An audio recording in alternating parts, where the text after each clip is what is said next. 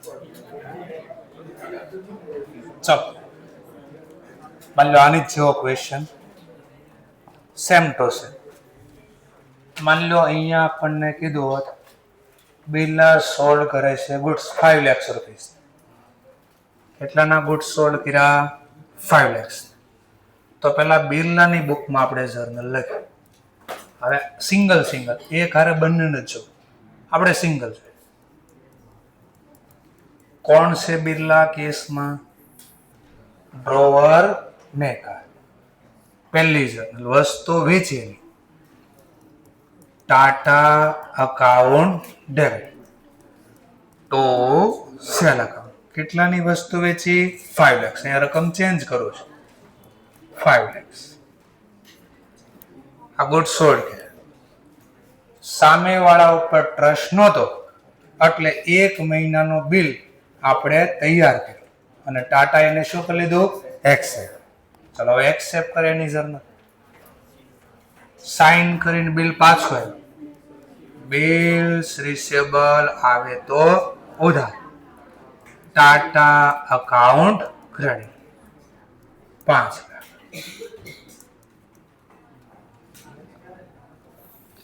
લો clear. Then after મેચ્યોરિટીની date અથવાની પહેલા Tata not able to bills. તો ટાટાએ રિક્વેસ્ટ કરી કે ભાઈ નવું બિલ તૈયાર કરજો, 2 મહિનાનો સમય મારે જોઈતો છે. તો આના માટે બુક્સમાં લખ્યું ન હોય કે પેલા જૂનું બિલ કેન્સલ કરવાનું. આપણે આ ટોપિક યાદ રાખવાનું. તો પેલા જૂનું બિલ કેન્સલ કરી તો જૂનું બિલ પાછું આપી દે. જૂનું બિલ ધંધામાંથી ગયું જાય તો જમા. કોણ લઈ ગયું? Tata. Benefit receiver account debit. આ ઓલ્ડ બિલ કેન્સલ થયા. Old bills cancel.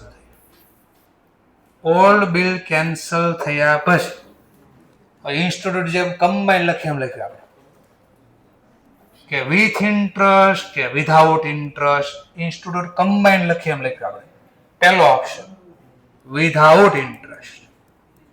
Without interest. Amount in bills amount. એનો મતલબ નવા બિલમાં વ્યાજની રકમ રાખવાની નથી, વ્યાજ અલગથી ચૂકવવાનું. તો આપણને મળશે તો જો આને આમ લખો વ્યાજ મળે તો આપણે વ્યાજ મળે તો શું લખાય? Bank account debit. વ્યાજ મળ્યું. વ્યાજ મળે તો આપણી આવક. આવક ખાતે જમા. રેટ હું બોલું છું. માની લો આ વખતે એક્ઝામમાં 10% વ્યાજ કીધું. રેટ કેટલો કહું છું? 10%. અને નહીં સમય 3 મહિના કરી દો. નવું બિલ્સમાં ક્રેડિટ ટાઈમ છે 3 મંથ. તો ગણતરી આમ કરો. બિલના રૂપિયા કેટલા છે? 5 લાખ. વ્યાજનો દર મેં કેટલો કીધો? 10%. નવો સમય કેટલો વધાર્યો? 3 મહિના. ગુણ્યા 3 ભાગ્યા 12. 12,500. તો વ્યાજનો વહીવટ થઈ ગયો. હવે નવું બિલ તૈયાર કરજો. નવું બિલ આવ્યું આવે તો ઉધાર. અને જેણે આપ્યું એ Tata. Benefit giver account credit. કેટલાનું બિલ રાખ્યું આપણે? 5 લાખ. એટલે પૂરું થઈ ગયું. હવે અહીંયા આવી જાય એ કે ના વિથ ઇન્ટરેસ્ટ અમાઉન્ટ. આપણે અચ્છા એવું રાખવું છે. With interest amount in bills amount. એટલે બિલ્સની રકમ વ્યાજની રકમ બિલ્સમાં ઇન્ક્લુડ છે. ચલો તો આ કેસ વ્યાજ આપણે ચૂકવવાનું છે કે મળશે? હા, એટલે આવક ખાતે તો જમા થશે તો ઇન્ટરેસ્ટ અકાઉન્ટ. કેટલા રૂપિયા ગણતરી તમને બાજુમાં જ દેખાડી? 12,500. કોની પાસે લેવાનું? બોલો હજી 1 રૂપિયો મળ્યો નહીં તો સામે વાળો લાભ લેનાર ખાતે ઉધાર. પેલા પછી કમ્બાઈન કરું છું. કેટલા રૂપિયા? 12,500. પેલા એટલું થઈ ગયું. આલા વ્યાજ દો થઈ ગયું. મળવાનું છે વ્યાજ નહીં, તો વ્યાજની રકમ શેમાં એડ કરજો? બિલ્સમાં. તો એની જર્નલ બિલ્સ રિસીવેબલ એટલે ઓટોમેટિક હમણાં જો સેટઅપ થઈ જાય. Bills receivable account debit 5 lakh. નવું બિલ એડ વ્યાજની રકમ છે 5,12,500. કોની પાસેથી વ્યાજ લેવાનું? ટાટા. હજી 1 રૂપિયો આપ્યો નહીં. 5,12,500 નેટ કરો ને, ટાટા ઉધાર, ટાટા જમા. આમાંથી 12,500 આવી ગયો, આમાંથી 12,500 આવી ગયો. કેટલા થઈ ગયા? 5 લાખ. અને સીધું બોલવું તો આમ બને, નવા બિલમાં રકમ વ્યાજની એડ કરો 5 લાખ વત્તા 12,500. વ્યાજ આપણી શું? આવક ખાતે જમા. આ કોના પાસેથી બધો વહીવટ કરવાનો? ટાટા. 5 લાખ વ્યાજ આમ આવી ગયો. એટલે લો કમ્બાઈન સર વખતે કમ્બાઈન પ્રમાણે શીખવાડ દો. ઇન્સ્ટિટ્યૂટ આવું લખશે. લો હવે કઈક છે પાકતી તારીખે ઓનર કરો. બોલો ઓનર થઈ જશે. હવે ઓનર થાય શું કરવાનું? પેલા પૈસા મળશે, બિલ આપશું. આપણે પાસે કયું બિલ છે? રિસીવ. જાય તો જમા. કેટલાનું બિલ છે? 5,12,500. મળશે કેટલા? તો 5,12,500 બિલ છે એટલા મળે. આ કેસમાં ઓનર છો તો આમાં એટલા જ મળશે, પણ બિલમાં રકમ ઓછી છે. બિલ્સ રિસીવેબલ જાય તો જમા બેંક ખાતે. પણ બિલ કેટલાનું જોવો તો 5 લાખ. કેમ 12,500 ઓછા મળ્યા? કારણ કે ઓલરેડી તો અહીંયા મળી ગયા હતા. જોઈ રહ્યા, બેંક ખાતે ઉધાર તો થઈ ગયા હતા. લો ક્યારના જે શીખતા હતા એ આટલું હતું. પહેલી વાર વાર લાગે, બીજી વાર થોડી ખબર પડે, ત્રીજી વાર ઘણી તો કોન્સેપ્ટ ક્લિયર થાય, ચોથી વાર આવડવા મળે. એટલે યાદ રાખવાનું 4 કે 5 વાર ન આવડે તો ટેન્શન ન લેવાય. ધીમે ધીમે આવડે પ્રેક્ટિસ. ચલો હવે માની લો આને ભૂલી જઈએ આપણે. હવે આ જ વહીવટ આપણે કોના ચોપડામાં લખવો છે? ટાટા. તો ટાટા શું લખશે? ચલો આના માટે પહેલા ખરીદી કહેવાય, પરચેઝ અકાઉન્ટ ડેબિટ. તો કોને પાસેથી ઉધારમાં ખરીદી કરીને લઈ આવ્યા? 2 લાખ. રકમ ધારી આપણે 5 lakhs. ચલો લખાઈ ગયો. Next topic. સામેવાળાને આપણા ઉપર ટ્રસ્ટ નહોતો તો એને શું તૈયાર કર્યું? ડ્રાફ્ટ. આપણે એક્સેપ્ટ કર્યું. એક્સેપ્ટ કરી તો આપણા માટે બિલ્સ પેબલ. જાય તો જમા. કોણ લઈ ગયું? 2 lakh. Benefit receiver account debit. એટલે આ બિલ્સ એક્સેપ્ટ કરી લીધું. પાકતી તારીખે ઓન મેચ્યોરિટી ડેટ આપણી પાસે પૈસા નથી, not able to pay amount. તો આપણે બિલ્લાને શું કરશું? રિક્વેસ્ટ. શેની રિક્વેસ્ટ કરશું? ઓલ્ડ બિલ કેન્સલ કરો, નવું બિલ તૈયાર કરો. તો પહેલા જૂનું કેન્સલ કરવાનું. તો જૂનું બિલ લઈ લેવાનું પાછું. લાવો તમને અમારું જૂનું બિલ આપી દો. બિલ્સ પેબલ ઉધાર જેને આપ્યું એ Birla benefit giver account credit 5 lakhs. એટલે ઓલ્ડ બિલ કેન્સલ થઈ ગયા. ઓલ્ડ બિલ્સ કેન્સલ કરી દીધું. હવે નવું બિલ તૈયાર કરવાનું. 2 ઓપ્શન. સીધી કમ્બાઈન ઇન્સ્ટિટ્યૂટ લખ્યા. 2 ઓપ્શન છે. વ્યાજની રકમ અલગ રાખો અથવા એડ કરી. તો લખો interest amount not included. Not included એટલે without interest. Not included into bills amount. બિલ્સની રકમમાં વ્યાજ નથી રાખવા, બીકોઝ મારે અલગથી પે કરવો છે. ચલો પે કરવી બિલ, વ્યાજ ચૂકવવી, તો આપણી આવક કે ખર્ચ? ખર્ચ ખાતે ઉધાર. ગણતરી તો શીખ્યા, પાછી લખી દે એકવાર. 5 લાખ. રેટ 10% રાખ્યો અને નવો સમય કેટલો ગણ્યો? 3 month. તો 12,500. અગાઉ અલગથી ચૂકવા તો ચૂકવું તો રોકડા ધંધામાંથી જાય, કેશ અથવા બેંક ક્રેડિટ. એટલે વ્યાજનો વહીવટ થઈ ગયો. નવું બિલ એક્સેપ્ટ કરી લો. બિલ એક્સેપ્ટ કરીને આપ્યું તો ધંધામાં આવે કે જાય? જાય. જાય તો જમા. કોણ લઈ ગયું? Birla. Birla benefit receiver account debit 5 lakh. Interest amount not included into bills એટલે વિધાઉટ ઇન્ટરેસ્ટ બોલે. નોટ ઇન્ક્લુડ નો મતલબ વિધાઉટ ઇન્ટરેસ્ટ. એટલે બિલની રકમમાં વ્યાજ નથી રાખવાનું. પે થઈ ગયું. ચલો હવે જોઈએ ઇન્ટરેસ્ટ ઇન્ક્લુડ કરી દઈએ.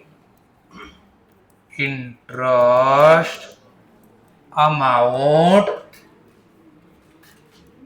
included into bills amount. આ included નો મતલબ with interest. લો આવી જર્નલ લખવાની છે. તો આ કેસમાં વ્યાજ આપણે ચૂકવવાનું. તો આપણે આવક કે ખર્ચ? ખર્ચ ખાતે ઉધાર. Interest account debit 5,12,500. વ્યાજ ચૂકવવાનું છે? અલગથી ચૂકવવાનું છે? નહીં. તો એ પૈસા શેમાં એડ કરવાના? Bills payable. 5 લાખ જૂના બિલના, વ્યાજના 12. અને આ બિલ કોણ લઈ જાય છે? Birla. Benefit receiver account debit 5 lakh. હવે આ લખું તો ઘણા ન ખબર પડે એટલે મેં પહેલા આગળ જેમ કર્યું કોને વ્યાજ દેવાનું તો મેં પહેલા જો આમ પછી કમ્બાઈન કર્યું. કોને વ્યાજ દેવાનું? બિરલા. હજી 1 રૂપિયો આપ્યો નહીં તો સામે વાળો લાભ આપનાર એના પૈસા હજી વાપરવી શકે. પહેલા આમ કરનાર. હવે નવું બિલ તૈયાર કર. નવું બિલ સાઇન કરી નાખ. બિલ્સ પેબલ જાય તો જમા. વ્યાજની રકમ હારે 5,12,500. કોણ લઈ ગયો આ બિલ? બિરલા. લાભ લેનાર ખાતે ઉધાર 5 લાખ. 5,12,500. કમ્બાઈન કરો તો બિરલા ઉધાર, બિરલા જમા. તો બે માં કોમન રકમ કેટલી છે? હા તો 12,500 ને કીધું ઉડી જાય. એ ઉડી ગઈ. લો તો વધ્યા કેટલા? 5 લાખ. તો એ તો મેં પહેલા લખ્યું હતું.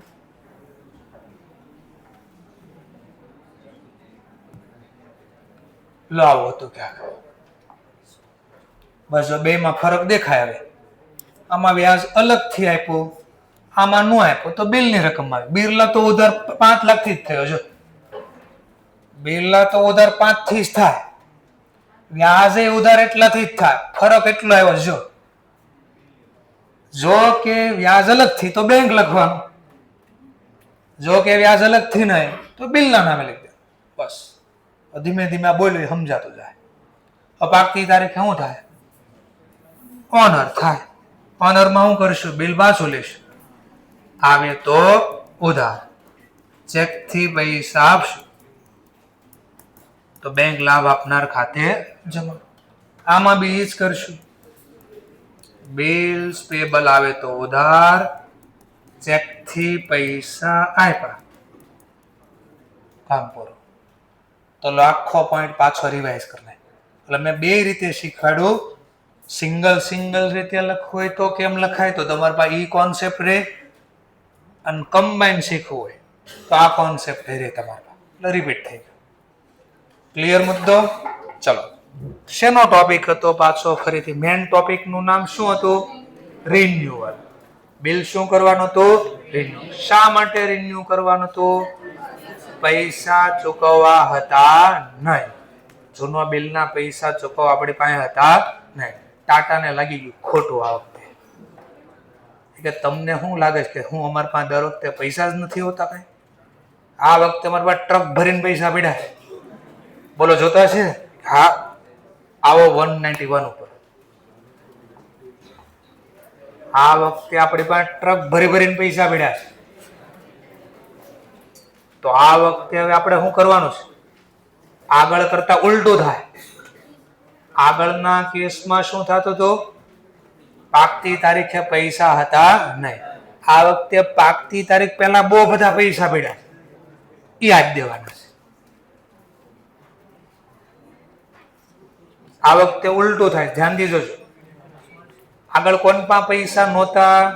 ટાટા પાસે. રિક્વેસ્ટ કરવા કોણ આવ્યું હતું? આ વખતે આપણે કહીશું મને યાદ છે જૂના દિવસો કે નહોતા ત્યારે મારે કેવી આજીજી કરવી પડી તમને. આ વખતે જો તમે આ વખતે આપણી પાસે બહુ બધા પૈસા છે ને આપણે ફોન કરીને કહેશું બોલ પૈસા જોતા છે કે નહીં? 2-4 દિવસ બોલ પૈસા જોતા છે તો 2-3 વાર આવું કેવી ને એટલે સામે વાળાને લાગે કે છે ખરી કઈ નક્કી ના વારે વારે પૈસા કેમ આવું કહીશ? તો આપણે 1-2 વાર કહી દીધું જો અત્યારે છે જોતા હોય લઈ લે, નકર પછી નક્કી નહીં. બોલો કોક આવું કે તો આપણે શું કરવી? ઓબ્વિયસલી દોડીને પૈસા લઈ લે, નકર કાંઈ નહીં આવે. પણ આપણે લાલચ આપશું ભાઈ. યાદ કરવો પુરાને મેં લેટ આપ્યા હતા તો તે શું કર્યું તું મારા પાસેથી? વ્યાજ લીધું તું. બોલ વહેલા પૈસા લઈ જાશો તો હું પૈસા પૂરા દેશ, હું પણ વ્યાજ લઈશ.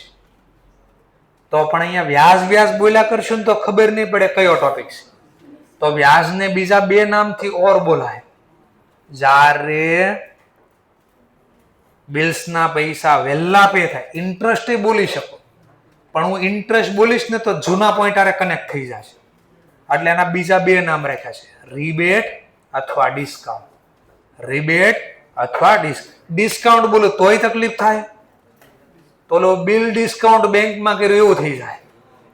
એટલે આપણે 3 માંથી ગમે એ બોલી શકાય બરાબર, પણ આપણે પોઈન્ટ અલગ રહે એટલે આને નવું નામ આપ્યું રિબેટ. શું નામથી ઓળખાય? 3 માંથી ગમે એ કહી શકો, ઇન્ટરેસ્ટ કરી શકો, રિબેટ કરી શકો અને ડિસ્કાઉન્ટ કહ્યું. પણ મેં કહ્યું તકલીફ શું હતી? ઇન્ટરેસ્ટ બોલો તો આપણને કયો ટોપિક યાદ આવે છે? Bills renewal. ડિસ્કાઉન્ટ બોલો તો ગઈકાલનો ટોપિક યાદ આવશે, બેંકમાં ડિસ્કાઉન્ટ કર્યું. તો આ મિસમેચ ન થાય એટલે આપણે એને કયા નામથી ઓળખશું? રિબેટ. શું કરવાનું છે જો ટોપિક? Bills retirement. શું વાત હાલે છે હવે? એટલે પાકતી તારીખ પહેલા પૈસા ચૂકવવી. બિફોર મેચ્યુરિટી, પાકતી તારીખ પહેલા પૈસા ચૂકવવી તો ઇંગ્લિશમાં કહેવાય રિટાયર કર્યું. શું કહેવાય? રિટાયર. ચલો માણસ એક્સપાયર થાય ને રિટાયર થયામાં કઈ ફરક? શું ફરક? એક્સપાયરી ડેટ નો મતલબ ખબર ને? દિવસો પૂરા થઈ ગયા. રિટાયરમેન્ટ નો મતલબ જીવવાના દિવસો બાકી છે, કામ કરવાના દિવસો પૂરા થઈ ગયા. એમાં અહીંયા પાકતી તારીખ તો બાકી છે પણ એની પહેલા પૈસા ચૂકવી દે એટલે રિટાયરમેન્ટ. પાકતી તારીખ પહેલા. ઓકે, એટલે એક્સપાયરી ડેટ નથી આવી, બિલની એક્સપાયરી ડેટ આવી નથી, એની પહેલા કામના સમય પૂરા કરી દેવા છે તો એને રિટાયરમેન્ટ કહેવાય. તો એક્ઝામમાં એમસીક્યુ શું બનાવી શકીએ? તો રિટાયરમેન્ટ ક્યારે થાય? After maturity date. ફરીથી એમસીક્યુ બનાવે કે ટ્રુ ઓર ફોલ્સ?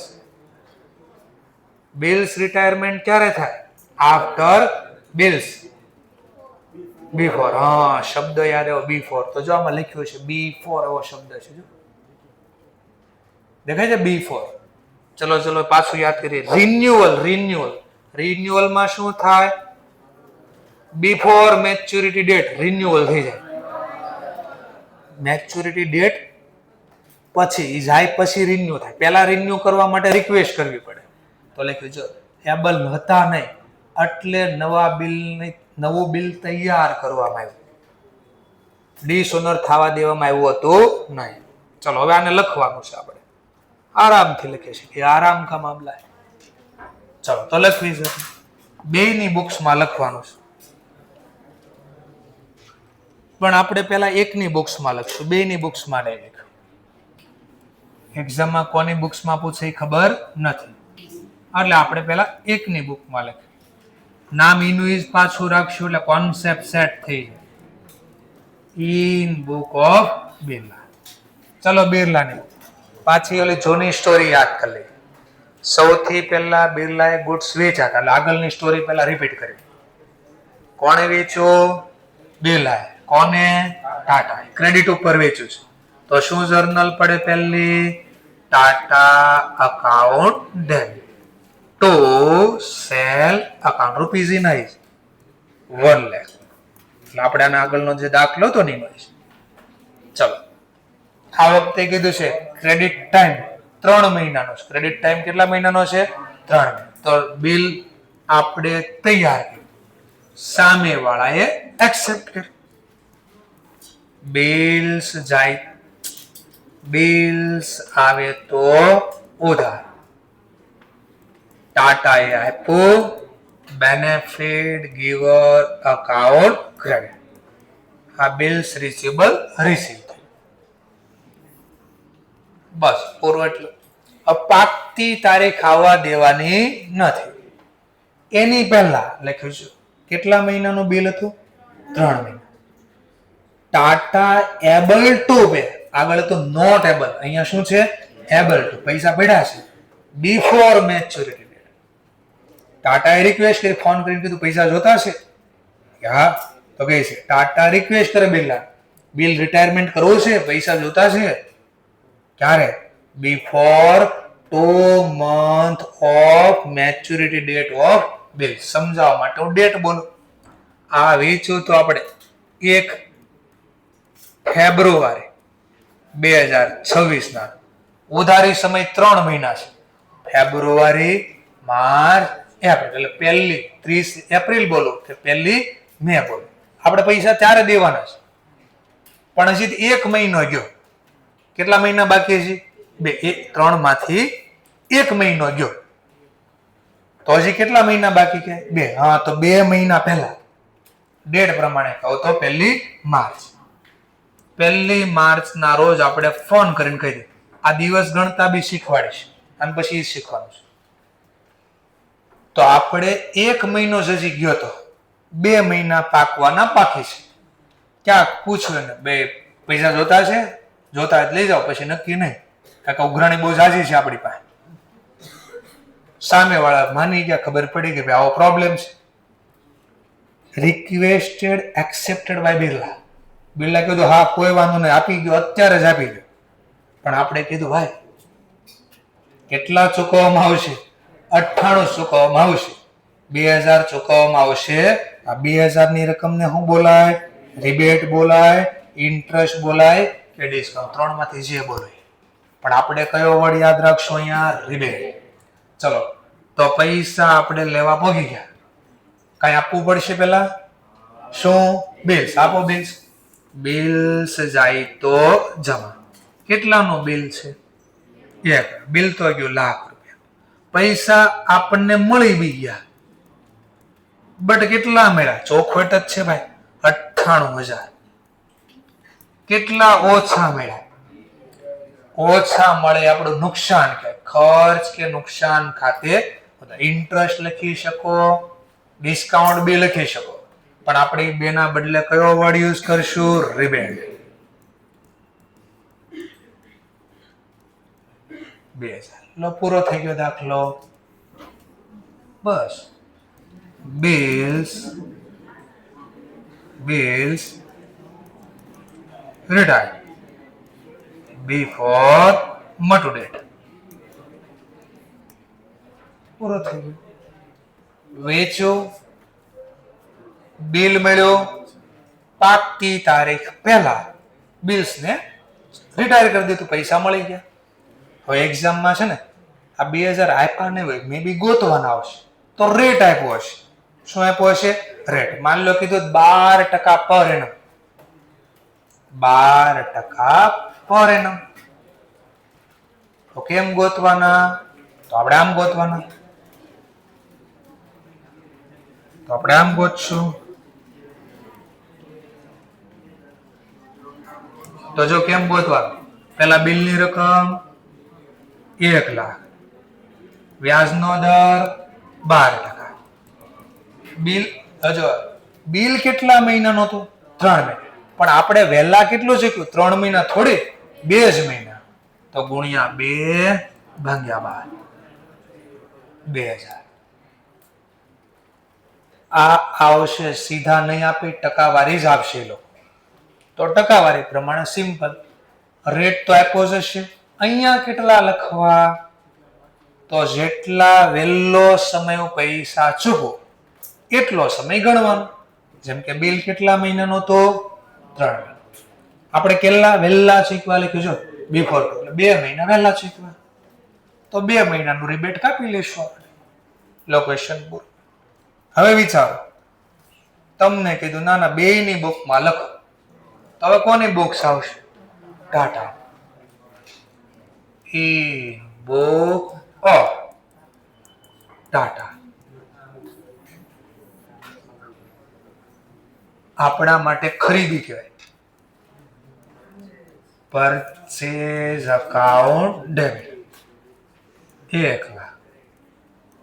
તો કોણે ઉધાર વેચ્યું છે આપણને? 2 lakh. Benefit giver account credit. એટલે પહેલા દિવસથી આનું આ જ રિપીટ કર્યા કરું છું.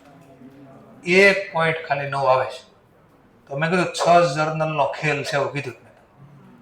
રિપીટ થયા કરશે. બીજો પોઈન્ટ, સામેવાળાને ટ્રસ્ટ નહોતો, આપણા પર ડ્રાફ્ટ તૈયાર કર્યો, આપણે એક્સેપ્ટ કર્યું. એક્સેપ્ટ કરી તો આપણા માટે કહેવાય બિલ્સ પેયેબલ. જાય તો જમા. કોણ લઈ ગયું? 2 lakh. Benefit receiver account debit. પૂરું થઈ ગયું. હવે પાકતી તારીખની જે વાર હતી, 1 જ મહિનો ગયો હતો, 2 મહિનાની જે વાર હતી, આપણે જો ટાટા એટલે આપણે રિક્વેસ્ટ કરી બિરલાને કે બિલ રિટાયર કરવું છે 2 મહિના પહેલા, તો કે છે રિક્વેસ્ટ એક્સેપ્ટેડ બાય બિરલા. હા, બિરલા કહી દીધું મને કોઈ પ્રોબ્લેમ નથી, આપી દો. આપણે કહેશું ભાઈ પૂરા નહીં મળે, 98 જ આપશું અમે. સામેવાળો એગ્રી છે, આપી જો લો. તો એમને પૈસા આપશો પેલા કઈ માંગશો? હા, લાવો મારું સાઇન કરેલું બિલ પાછું. બિલ કેટલા રૂપિયાનો છે? 1 લાખ. આવે તો ઉધાર, બટ ચૂકવા કેટલા? 98. તો બેંક અકાઉન્ટ. કેટલા ઓછા ચૂકવા? 2 ઓછા ચૂકવાય મારી આવો. 3 માંથી જે બોલો, ઇન્ટરેસ્ટ, ડિસ્કાઉન્ટ અથવા રિબેટ. અહીંયા કયો વર્ડ આપણે રાખશું? રિબેટ. આવું લખવાથી ખબર પડી જાય ટોપિક શેનો હાલે છે? રિટાયરમેન્ટ. ઇન્ટરેસ્ટ બોલો તો કયો ટોપિક હાલે છે? રિન્યુઅલ. હા, ખબર પડે એટલે અલગ નામ રાખે, બાકી તમને મજાઈ નામ વાપરી શકો છો. લો બાબત છે bills retired before maturity date. લો ક્વેશ્ચન પૂરો થઈ ગયો.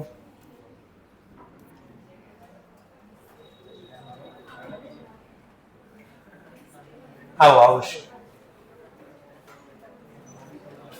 તો તમે લખી શકો છો આરામથી. હવે ગુજરાતીમાં લખી લેવાનું, જ્યાં ન સમજાણું ને ટોપિક ગુજરાતીમાં બાજુ લખી લેવાનું. કામ કરો.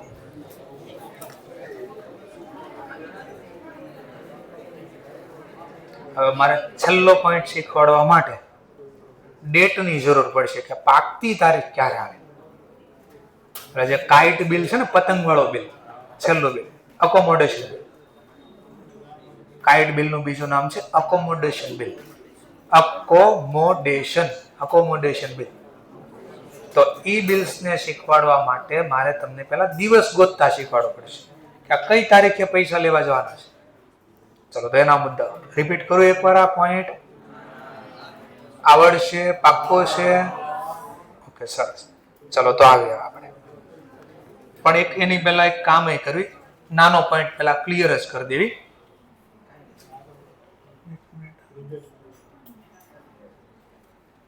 કરી દે, કોઈ પ્રોબ્લેમ નહીં થાય. ચલો માની લો આનો આ પોઈન્ટ હતો, બિલ રિન્યુ હોય તો એ ભલે, પહેલું બિલ હોય તો બોલો, એ સાંભળજો.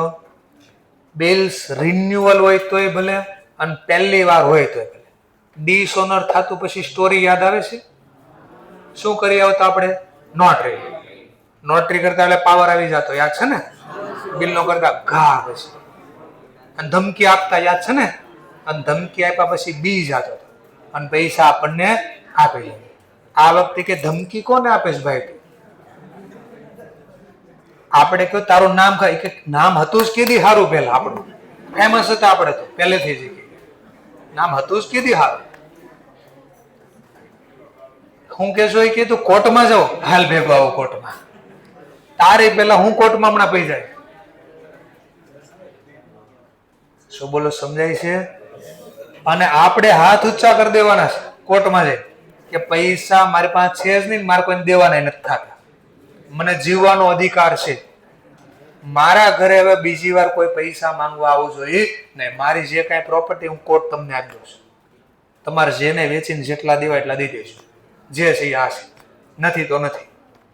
પહેલા ગણો તોય ભલે ને છેલ્લા ગણો તોય ભલે, જે છે હાલ્યો, કાલથી મારા ઘરે કોઈ આવવું જોઈએ નહીં. પહેલા ગણો કે છેલ્લા ગણો એને કે ફાઇનલ ડિવિડન્ડ. પહેલી આવક ગણો તોય ભલે, છેલ્લી આવક ગણો તોય ભલે, આનથી વધારે 1 રૂપિયો કોઈને આપવાનો થતો નથી. તો બસ પહેલેથી આપણે જે સ્ટોરી હતી ને એ સ્ટાર્ટ કરી. બહુ ઈઝી છે. ચલો સૌથી પહેલા in book of Birla. Good 16 કર્યા, જો પાછા 16 એની સ્ટોરી ચલાવું છું. પહેલી જર્નલ વસ્તુ વેચીએ, Tata account debit to sale ₹1 લે. આ ગુડ 16. આપણને સામેવાળા ઉપર પહેલેથી જ ટ્રસ્ટ નહોતો, વસ્તુ વેચ્યા પછી કે આ પૈસા દેવાનું થતો નથી, એટલે આપણે એક ડ્રાફ્ટ તૈયાર કરી દીધો એને મોકલી દીધો. એ કે મોકલતો ભલે ન મોકલતો કાંઈ ફરક પડવાનો નથી, દેવાનો તો છે જ નહીં. ચલો તો આપણને સાઇન કરેલું બિલ પાછું મળ્યું. બિલ આવે તો ઉધાર. કોણે આપ્યું? Tata. Benefit giver account credit. આટલું સમજાઈ ગયું પહેલા. હવે પાકતી તારીખ આવી, ઓન મેચ્યોરિટી પાકતી તારીખ આવી, આપણે ટાટા પાસે ગયા, બિલ ડ્રો કર્યું 2 મહિનાનું, ટાટા એક્સેપ્ટ કર્યું એટલે આટલું આવી ગયું. આ વેચ્યું, આ બિલ આવી.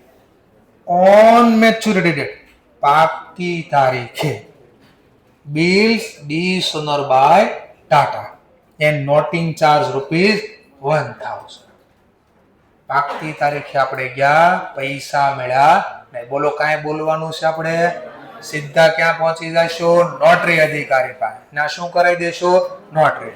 ચલો નોટરી કરવાની સિસ્ટમ પેલા યાદ કલા. નોટરી કરવી એની જર્નલ, એ પછી કમ્બાઈન જ લખવાની. નોટરી કરીને પછી કોણ કરાવી ગયું છે નોટરી? પહેલી વાર કેમ આપણે ગયા છું? ક્યાંય લખ્યું છે આપણે ડિસ્કાઉન્ટ કરાવ્યું હતું, એન્ડોર્સ કર્યું હતું, સેન્ટ ફોર કલેક્શન? ના, તો રિટર્ન તો હોવાનું જ છે. તો રિટર્ન કરેલો બિલ આપણી પાસે આવ્યો, નોટરી આપણે કરાવી એવા અને બિલ નો કરી એવા ઘા ગયો. બિલ જાય તો જમા. કેટલાનું બિલ છે? 1 લાખ. અને નોટરીના કેટલા ચેક્યું આપણે દાખલામાં આપ્યું છે તો 1000. આ બંને રૂપિયા કોની પાસે લેવાના? 1-2 રૂપિયો મને આપ્યો તો ટાટા લાભ લેનાર ખાતે ઉધાર 1,01,000. તો આપણે ખબર છે ને બિલ નો કરી દીધો, ધમકી આપી, આને ત્યાં bill ડિસઓનર and noting charge pay, bills ડિસઓનર and cancel and noting charge અથવા એક્સપેન્સ પેડ કરી દીધો. તો આ તો પહેલા દિવસે શીખવાડી દીધું. ફરક એટલો હતો, અહીંયા આપણે એને ધમકી આપી પછી પૈસા આપી દેતો હતો એટલે જર્નલ લખતા હતા cash account debit two Tata. આ વખતે એને ના પાડી દીધી ક્લિયર કટ. ટાટા બીકમ ઇન્સોલ્વન્ટ એટલે નાદાર. અહીંયા ઇન્સોલ્વન્ટ ની બદલે લખીને આપે બેંક કરપ્સી. બેંક કરપ્ટ શું લખીને આપે? Bank corrupt. તો બેંક કરપ્સી નોંધાઈ દીધી. And Birla receive first and final. પહેલા ગણો તોય ભલે, છેલ્લા. બિરલા આન પછી કાંઈ મળવા નથી. 0.60 પૈસા ડિવિડન્ડ એટલે રૂપિયાની વાત કરે છે. તમે આવક ગણો જે ગણો એ ઇન ₹1. એટલે આનો મતલબ જો ભાઈ તમારે 1 રૂપિયો લેવાનો છે ને તો આ પહેલા ગણો છેલ્લા ગણો 60 પૈસા જ મળવાના છે. આન પછી કાંઈ મળવાનું નથી. તો આપણે કેટલા ટોટલ લેવાના છે? 1,01,000. નોટરી હારે તો કેટલા મળશે? 60,600. લો પૈસા લઈ લીધા નિઝરના. ચાલો પૈસા લઈ રોકડ અથવા ચેક થી જેનથી મળે બેંક અકાઉન્ટ ડેબિટ. કેટલા ટોટલ ચોકડી લખવું, ગણતરી દેખાડવી પડશે. 1,01,000 લેવાના પણ મળ્યા કેટલા? 60. ભાગાકારમાં એક લખો ન લખો ફરક પડે નહીં. લખી પણ દો કે આ ચોકડી ગુણાકાર અહીંયા છાપ્યો છે. બોલો કેટલા મળ્યા? 60,600. કોણે આપ્યા? Tata. Tata benefit giver account credit. પણ ટાટા પાસે લેવાના કેટલા હતા ટોટલ? 1,01,000. આપ્યા કેટલા? 1,01,000 ની સામે 60,600. કેટલા ઓછા? તો આપણને ઓછા મળે તો કયું નામ વપરાય? Bad debt. તો બેડ ડેટ ખર્ચ કે નુકસાન ખાતે ઉધાર. ગણતરી 1,01,000 લેવાના મળ્યા કેટલા? 60,600. કેટલા ન મળ્યા? 40,400. લો ક્વેશ્ચન પૂરો થઈ ગયો. લો ક્વેશ્ચન પૂરો થઈ ગયો. ધ્યાનથી જો ધમકી આપતા ત્યારે આવી જર્નલ હતી, જોજો. ખાલી આ નહોતું. ત્યારે શું થતું હતું? Bank account debit two Tata, પૂરા રૂપિયા આવતા હતા.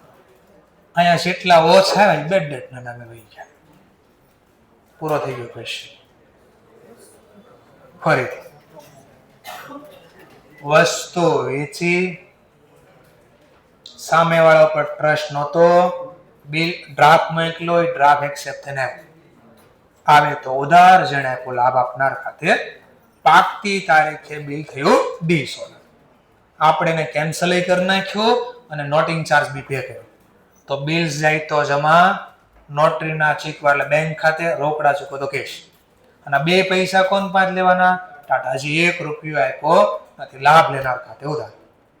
એને કીધું આજે નથી દેવાનું, કાલે નથી દેવા, જે છે આ લઈ જાય. મેં તો નાદારી નોંધાવી. તો આપણે જેટલા કેટલા લઈ લેવા? Bank account debit. ઓછા મળ્યા બેડ ડેટ ના નામે અને ટુ ટાટા. હવે જો આપણી મિસ્ટેક શું થાય? 11-12 2 વર્ષ ભણ્યા કે નહીં? તો બેડ ડેટ ના ટોપિક આવતા હતા કે નહીં? જેને ઓછા મળે ને કે બેડ ડેટ. કોઈ દિવસ વિચાર્યું જેને ઓછા શીખવા એ હું લખે? 11-12 ની વાત કરું છું. તો આમાં બધું લખ્યું છે એટલે વિચાર્યું કોઈ દી નહીં. વિચારવું જોઈએ ને. એકની રીતે શું કામ? જેને નો દીધા એને શું થાય? બસ બે ફરક હોય. જે હું બોલું એટલું જ ફોલો કરે ને એ જોબ એને બહુ સારી મળે. હું બોલું એને ઘરે જઈને રિવાઇઝ કરે અને એક્સ્ટ્રા ક્વેશ્ચન ક્રિએટ કરે, બિઝનેસમેન બને. અને ત્રીજો વ્યક્તિ એવો હોય જે મેં નથી શીખવાડ્યું જાતે ડેવલપ કરે, એ સાયન્ટિફિક એટલે નવું કંઈક ડેવલપ કરે, ન હોય ને એવું ડેવલપ કરે. અને એજ્યુકેશન કહેવાય. અને હું કરું એ તો ન કરે, ઘરે જઈને કાંઈ ન કરે. એ કઈ મેળના રોડે આટા ઠોકતા હોય અને ઠોકશે જ આટા. જોવું જોઈ લેજો. આ ફેક્ટ કહી દીધું જે હતું એ. અને જેટલું ઝડપથી એક્સેપ્ટ કરશો એટલું તમારા માટે, મારા માટે કાંઈ છે નહીં. ચલો હવે આપણે આગળ વધીએ. In book of Tata. ટાટાની બુકમાં લખી દે. આના બુકમાં બી 4 જ જર્નલ છે. સૌથી પહેલા ખરીદી કરી દઈએ આપણે. Purchase account debit. જેણે આપણને ઉધાર વેચ્યું એ લાભ આપનાર ખાતે જમા. આજે કાંઈ અત્યારે જલસા થાય છે ને, પપ્પા દિવસ રાત મહેનત કરે ને મમ્મી જે કઈ મહેનત કરતા, કોઈને મમ્મી મહેનત કરતા, કોઈને પપ્પા, અથવા બેન ફેમિલી મહેનત કરતા, એના પ્રતાપે અત્યારે જલસા હાલે જે છે. જે કાંઈ અત્યારે હાથમાં છે, પાસે છે, અહીંયા બેઠા છો એનો ભોગ હશે. તમે કીધી ભોગ આપશો, એનું ફળ ક્યારે આપશો એ તમારા હાથમાં છે. ચલો વધી આગળ પાસે. સામે વાળાએ આપણા ઉપર બિલ તૈયાર, સોરી ડ્રાફ્ટ તૈયાર, આપણે એક્સેપ્ટ કરી આપી દીધી. એક્સેપ્ટ કરીને આપી તો બિલ્સ ધંધામાં આવે કે જાય? જાય તો જમા. કોણ લઈ ગયું? Birla. Benefit receiver account debit. બીજો ટોપિક એ પૂરો થયો. ત્રીજો ટોપિક આવી પાકતી તારીખ. પાકતી તારીખે ઓન મેચ્યોરિટી બિલ્સ ને શું કરી દીધું? ડિસઓનર બાય ટાટા. અને નોટિંગ ચાર્જ પે કરી દીધો આપણે નહીં. જો નકર આવું થાય, dishonour by Tata and Tata noting charge pay. એમ નથી લખ્યું. આખું જો બિલ્સ ને ડિસઓનર કર્યું ને, જે ડિસઓનર વખતે નોટરી કરાવે છે ઈ રૂપિયા ચોપડે. તો અહીંયા અડધો મતલબ આવો કાઢશે. અહીંયા સેન્ટેન્સ પૂરું થઈ ગયું છે. તો હંમેશા નોટરી કોણ ચૂકવે? પહેલા જેની પાસે બિલ્સ હોય ની ચૂકવે. કયું બિલ પાછું? રીઝન. નકર આપણી પાસે છે zero bill. Notary bills receivable વાળું થાય, પેએબલ વાળું નહીં. તો આપણી પાસે પડ્યું. તો આ યાદ રાખો. ચલો, તો હવે નોટરી કરેલું બિલ યાદ છે ને સ્ટોરી? એ આવશે ને આપણી પાસે કરી દે ઘા. આપણે લઈને લાવો બિલ લાવો ફટાફટ. કારણ કે હું કાલે જ નાદારે નોંધાયો પછી કે બિલ્સ પેએબલ આવે તો ઉધાર 1 લાખ. પણ નોટરી બી ચૂકવી ને તો એ આપણી ભૂલ છે. તો આપણા માટે ખર્ચ કહેવાય. ખર્ચ ખાતે ઉધાર. Noting expense account debit. કોને દેવાના છે બધા પૈસા? 2 લાખ. હજી 1 રૂપિયો બી ચૂકવો નથી. 1 લાખ ને 1000 લાખ થઈ ગયા.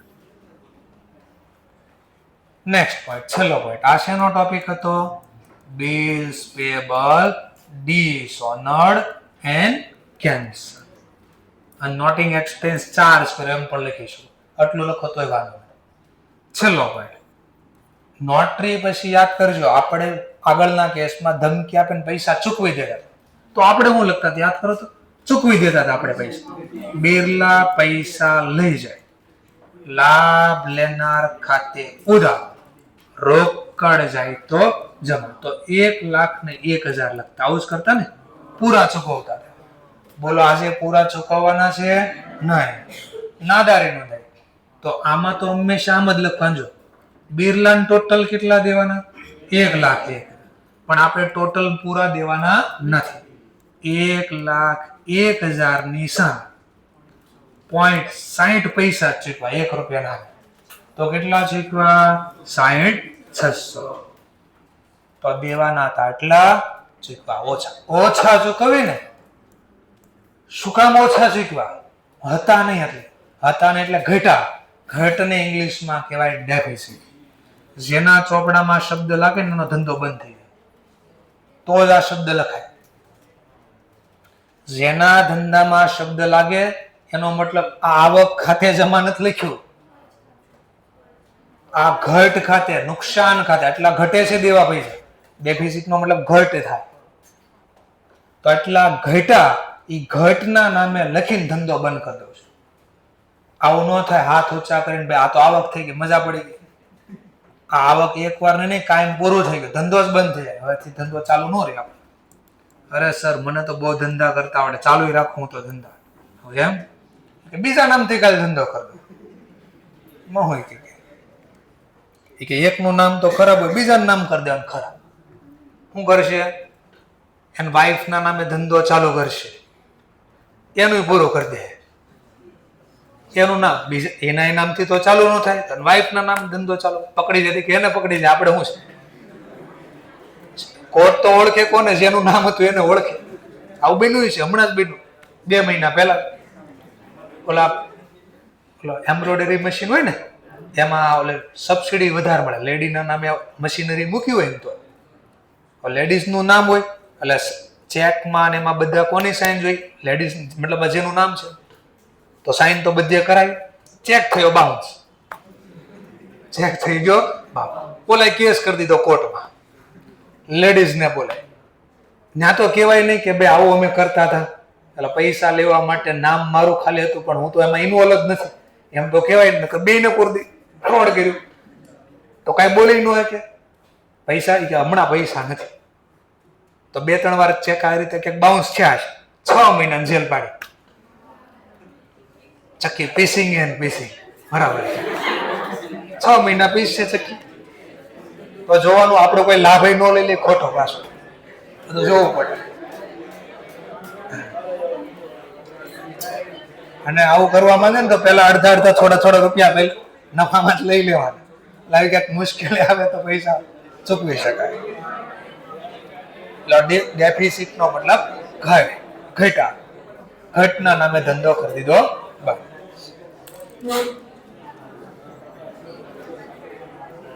ચલો, સમજાઈ ગયો ટોપિક?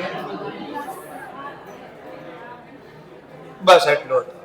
હવે નવું એક નામનો શબ્દ આવવા નથી. જે કાંઈ જર્નલ હતી બધી પૂરી થઈ ગઈ. 4 જર્નલ કીધી, 4 આવી ગઈ. એક ઇન્ટરેસ્ટ વાળી, રિબેટ વાળી, બેડ ડેટ વાળી અને ડેફિસિટ વાળી. 4 એક્સ્ટ્રા જર્નલ આવી.